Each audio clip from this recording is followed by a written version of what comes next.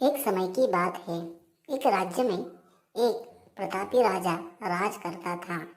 एक दिन उसके दरबार में एक विदेशी आगंतुक आया और उसने राजा को एक सुंदर तिलस्मी पत्थर उपहार के स्वरूप में प्रदान किया। राजा वह पत्थर देखकर बहुत ही प्रसन्न और मोहित हुआ और उसने उस समय उस पत्थर से भगवान विष्णु की प्रतिमा निर्माण करने का निश्चय कर लिया और राज्य के मंदिर में स्थापित करने का निर्णय ले लिया और उस प्रतिमा निर्माण का कार्य राज्य के महामंत्री को सौंप दिया।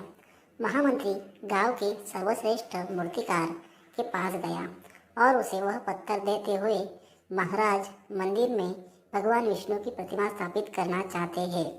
7 दिन के भीतर इस पत्थर से भगवान विष्णु की प्रतिमा तैयार कर राजमहल पहुंचा देना।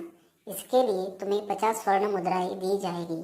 50 स्वर्ण मुद्राओं की बात सुनकर मूर्तिकार बहुत ही खुश हो गया और महामंत्री के जाने के उपरांत प्रतिमा का निर्माण कार्य आरंभ करने के उद्देश्य से अपने औजार निकाल लिए और औजारों में से उसने एक हथौड़ा ले लिया और पत्थर को तोड़ने के लिए उस पत्थर पर हथौड़ा से वार करने लगा, किंतु पत्थर जस और तस रहा था।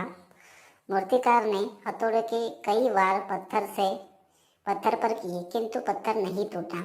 50 बार प्रयास करने के बाद मूर्तिकार ने अंतिम बार में प्रयास करने का उद्देश्य से हथौड़ा उठाया, किंतु यह सोचकर हथौड़े पर प्रहार करने के पूर्व ही उसने हाथ खींच लिया कि जब 50 बार वार करने से पत्थर नहीं टूटा तो अब क्या टूटेगा। वह पत्थर लेकर वापस महामंत्री के पास गया और उससे यह कहकर वापस कर आया कि इस पत्थर को तोड़ना नामुमकिन है, इसलिए इससे भगवान विष्णु की प्रतिमा नहीं बन सकती। महामंत्री को राजा का आदेश हर स्थिति में पूर्ण करना था, इसलिए उसने भगवान विष्णु की प्रतिमा निर्मित करने का कार्य गांव के एक साधारण मूर्तिकार को सौंप दिया और पत्थर को लेकर मूर्तिकार ने महामंत्री के सामने उस पत्थर पर हथौड़ा प्रहार किया और वह पत्थर एक बार में ही टूट गया। पत्थर टूटने के बाद मूर्तिकार प्रतिमा बनाने में जुट गया और पूरी मेहनत से अपना काम करना चालू कर दिया।